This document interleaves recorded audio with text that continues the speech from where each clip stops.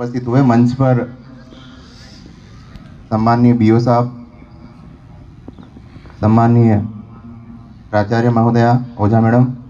सम्माननीय प्राचार्य महोदय नायक साहब, पीटीआई जगत सर, पंकज सर एवं सामने उपस्थित सभी शिक्षकगण, विद्यार्थी, हम सभी विगत कई वर्षों से सूर्य नमस्कार के इस सामूहिक कार्यक्रम को करते आ रहे हैं और इस कार्यक्रम के माध्यम से सामूहिकता का संदेश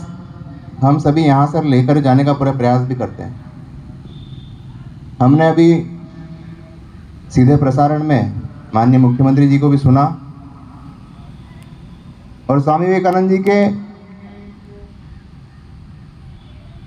शिकागो सम्मेलन के बारे में जो हमको हिंदी अनुवाद करके यहाँ पर बताया गया उसको भी हमने सुना। और इस पूरे कार्यक्रम का एकमात्र उद्देश्य यह है कि हम हमारे विद्यालय जीवन में, हमारे पारंपरिक जीवन में, पारिवारिक जीवन में, हम सभी शिक्षा के बाद में हमारे जीवन यापन के लिए नौकरी या अन्य प्रकार के क्रियाकलापों से हमारे जीवन यापन करने का पूरा प्रयास करते हैं। लेकिन स्वामी विवेकानंद जी का जो एक वाक्य है कि वो हमेशा हमारे भारत का युवा इतने वर्षों से दोहराता आ रहा है कि उठो जागो और तब तक आगे बढ़ो जब तक हमको हमारे लक्ष्य की प्राप्ति न हो जाती। लेकिन वो लक्ष्य की प्राप्ति क्या है ये हमको इस आध्यात्म के माध्यम से समझना पड़ेगा, इस योगासन के माध्यम से समझना पड़ेगा। केवल शिक्षा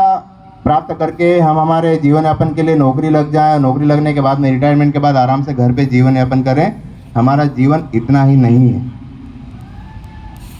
हमारा जीवन, हमारी वो सोच स्वामी विवेकानंद जी के उन संदेशों को तब तक आगे ले जाना है जब तक स्वामी विवेकानंद जी के एक वाक्य और है कि वे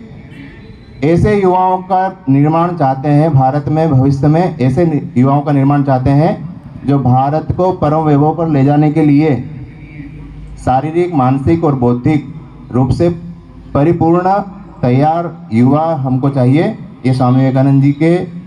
सपने को साकार करने का हमको हमारा काम यहाँ पर करते हुए बनता है।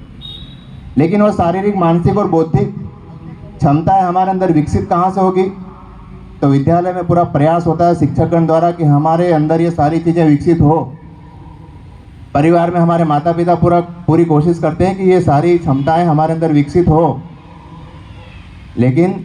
सबसे ज़्यादा ज़रूरत होती है कि हमको खुद को प्रयास करना होगा कि इन क्षमताओं का विकास हमारे अंदर कैसे हो पाएगा। हम यहाँ से अभी जाने के बाद में सारी चीज़ें भूल जाएंगे। क्यों? क्योंकि हमारा एक प्राकृतिक नेचर है हमारा कि हम हंसी मजाक में और हमारे जो खेलने कूदने की उम्र है इसमें हमको इन सारी चीज़ों का कोई लेना देना नहीं होता है। ऐसा कई बार होता है। लेकिन इन सभी बातों का आने वाले समय में, हम अभी 10वीं 11वीं 12वीं में पढ़ने वाले विद्यार्थी हैं, जब कॉलेज जीवन में जाएंगे या अन्य पारिवारिक जीवन में हम जब प्रवेश करेंगे तो इन सभी बातों का हमको कहीं ना कहीं लाभ मिलता है। क्योंकि स्वामी विवेकानंद ने जो लक्ष्य बताए हैं वो भारत को परम वैभव पर ले जाने के लिए लक्ष्य बताए हैं, तो वो ऐसे ही नहीं बताए। उन्होंने पुरातन, प्राचीन संस्कृति और प्राचीन विरासत को संभालते हुए हमको भारत को आगे ले जाना है, यह उन्होंने संदेश दिया है। जिस शिकागो सम्मेलन में स्वामी विवेकानंद जी ने केवल एक वाक्य कहा कि प्रिय मेरे भाई और बहनों, यह वाक्य बोलते ही पूरे उस सम्मेलन में